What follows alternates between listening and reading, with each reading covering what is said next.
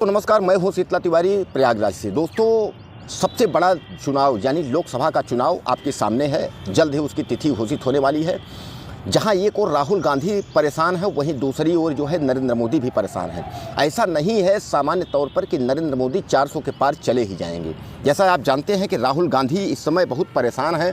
राहुल गांधी को लग रहा है कि किस तरीके से और क्या करने से जो है चुनाव का हथकंडा जो है वो भारतीय जनता पार्टी के पक्ष से हमारे पक्ष में आ जाए।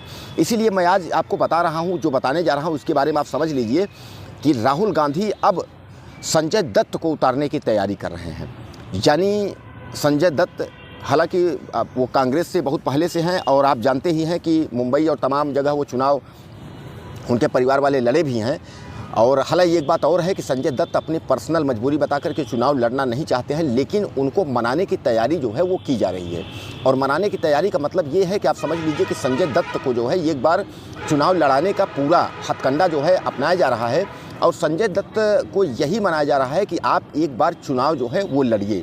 यानी कांग्रेस से प्रयागराज से, हालांकि आपको मैं बताऊं कि प्रयागराज से जो है डॉक्टर जो है मुरली मनोहर जोशी की जो भूमि है और आडवाणी, हालांकि इसमें वो मार्गदर्शक मंडल में हैं, लेकिन पंडित जवाहरलाल नेहरू की जो अगर हम बात करें तो ये इस उनकी भूमि पर एक बार संजय दत्त जो है वो चुनाव लड़ सकते हैं। ऐसा जो है भारतीय जनता पार्टी यानी बीजेपी वालों का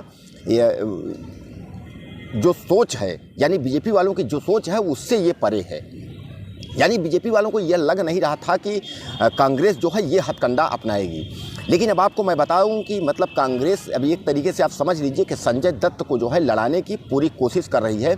और उम्मीद भी यही है कि प्रयागराज से संजय दत्त जो है वो चुनाव कांग्रेस जो गठबंधन है वहाँ से चुनाव लड़ेंगे। हालांकि मैं एक बात आपको बता दूं कि अखिलेश यादव और खड़गे, यानी कुल मिलाकर के यहाँ कांग्रेस का एक चेहरा और अखिलेश यादव का गठबंधन का चेहरा, अगर ये दोनों चेहरे अगर सामने आ जाएंगे तो प्रयागराज से बीजेपी को टिक पाना मुश्किल हो जाएगा।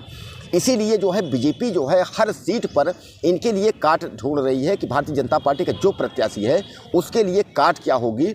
जहां Bharatiya Janata party deputy CM Uttar Pradesh के केशव मौर्य को आजमाने की कोशिश कर रही है। हालांकि वो अपने मुख्यमंत्री को भी नहीं छोड़ना चाहती है। वो पिछड़ा और ओबीसी का चेहरा बताते हुए एक बार 2017 का हवाला देते हुए एक बार केशव प्रसाद मौर्य को उत्तर प्रदेश के प्रयागराज से उतारने की कोशिश कर रही है। उसी के खिलाफ ऐसा लग रहा है कि संजय दत्त अब प्रयागराज की भूमि से जो है चुनाव लड़ेंगे। हालांकि अभी यह जो है संजय दत्त को मनाया जा रहा है, उनसे कहा जा रहा है। संजय दत्त ने, जैसा मैं आपको बताया कि संजय दत्त का ये कहना है कि हमारा कुछ पर्सनल मामला है जिसकी वजह से हम चुनाव लड़ना नहीं चाहते हैं। लेकिन जो है कांग्रेस वाले उनको मनाने की कोशिश कर रहे हैं।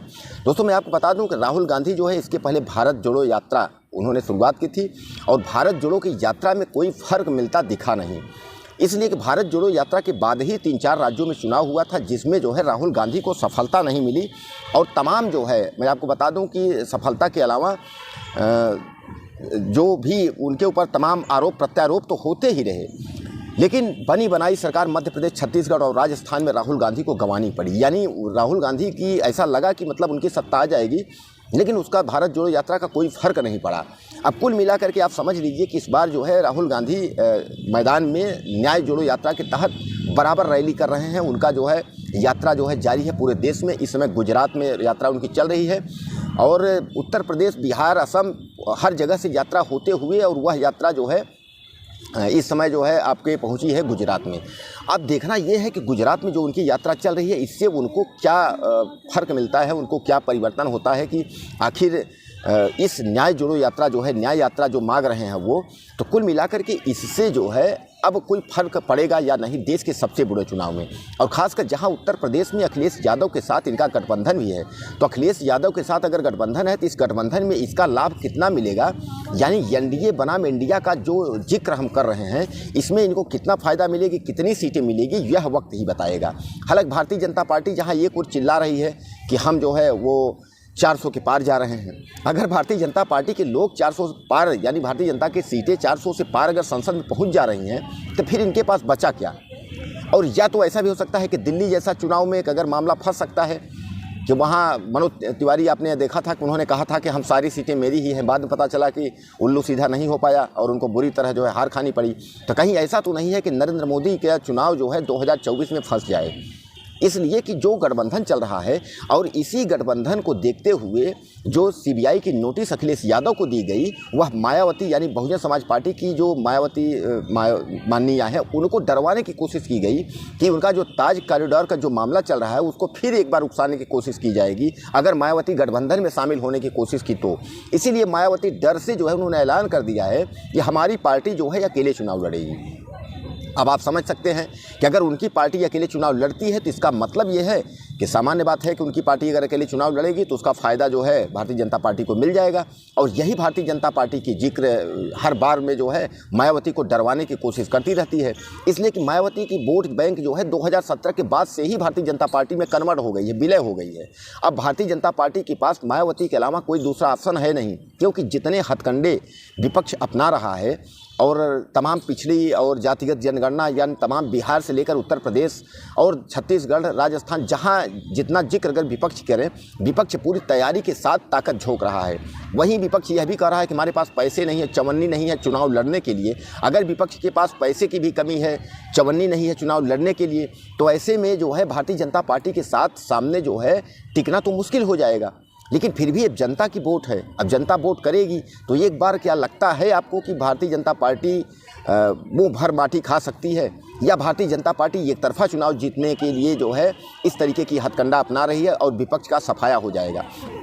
वैसे इस बात को भी आप समझ लीजिए कि अगर भारतीय जनता पार्टी एक तरफा चुनाव जीती और भारतीय जनता पार्टी के ज़्यादा से ज़्यादा विधायक यानी सांसद अगर संसद में पहुँचे तो कहीं ना कहीं विपक्ष का जो है एक बार सफाया हो सकता है और विपक्ष को मुंह भर की माटी खानी पड़ सकती है। कारण ये है कि विपक्ष जो है अब विपक्ष में कुछ खास है नहीं। हालांकि सबसे बड़ी पार्टी देश की राहुल गांधी जो कांग्रेस की पार्टी है, यह धीरे धीरे जो है कहीं ना कहीं टूटते हुए, एक एक राज टूटते हुए और समाप्ति की ओर जा रही है। वहीं जो छुटपुट पार्टियां हैं, चाहे मायावती की बात कर लें, चाहे समाजवादी पार्टी या अन्य कोई पार्टी हैं, वह धीरे धीरे जो है समाप्ति की ओर चली जा रही हैं। केवल उत्तर प्रदेश में अखिलेश यादव यानी जो है समाजवादी पार्टी ही एक ऐसी पार्टी है जो कि भारतीय जनता पार्टी का मुकाबला कर रही है। बाकी जितनी पार्टियाँ हैं वह धीरे धीरे करके जो है वो समाप्ति की ओर चली जा रही हैं। हालांकि बहुजन समाज पार्टी 2017 से ही गायब हो गई और 2022 आते आते टोटल गायब हो गई। लेकिन कुल मिलाकर के जो सांसद का चुनाव है, इसमें क्या भारतीय जनता पार्टी यानी बहुजन समाज पार्टी के वोट को क्या हथिया सकती है, हथकंडा अपना सकती है, या बहुजन समाज पार्टी के वोट को वह अपनाने में नाकाम रही? अगर नाकाम रही तो बहुजन समाज पार्टी के ज़्यादा से ज़्यादा सांसद आएंगे और ऐसा अगर हुआ तो हो सकता है कि बाद में भारतीय जनता पार्टी के लिए बहुजन समाज पार्टी की मायावती भी मुसीबत हो सकती है। कारण ये है कि भारतीय जनता पार्टी जो है वह अकेले कुछ दलों को लेकर के जो है मैदान में कूदी है और पूरा गठबंधन जो है, चाहे आम आदमी पार्टी हो या कांग्रेस हो या समाजवादी पार्टी हो या इस तरीके तमाम जो इंडिया में जो गठबंधन में हैं, वह सब एकजुट होकर के चुनाव लड़ रहे हैं। अब ऐसे में एक तरफ राहुल गांधी और खड़गे के सामने क्या प्रयागराज की धरती पर कोई अगर ऐसा चेहरा आता है तो क्या वो टिक पाएगा? और खासकर अगर संजय दत्त अगर मैदान में आए तो उस समय की राजनीति क्या होगी, यह भी सोचने वाली बात होगी। कारण यह है कि यह तय ही माना जा रहा है कि प्रयागराज से संजय दत्त को लड़ाया जाएगा, इसलिए कि पिछली बार भी कोशिश की गई थी लेकिन संजय दत्त नहीं लड़े थे। इस बार ऐसा लग रहा है कि संजय दत्त को प्रयागराज से चुनाव लड़ाया जाएगा। अब अगर संजय दत्त को प्रयागराज से लड़ाया जाएगा तो वहाँ की राजनीति क्या होगी? आप मुझे ज़्यादा से ज़्यादा मैसेज करके लिखिएगा कि संजय दत्त अगर प्रयागराज से चुनाव लड़ेंगे तो आपकी सोच क्या है, क्या रणनीति होगी। और ज़्यादा से ज़्यादा हमारे चैनल को आप सब्सक्राइब करिए और वीडियो को शेयर कर लीजिए। नमस्कार।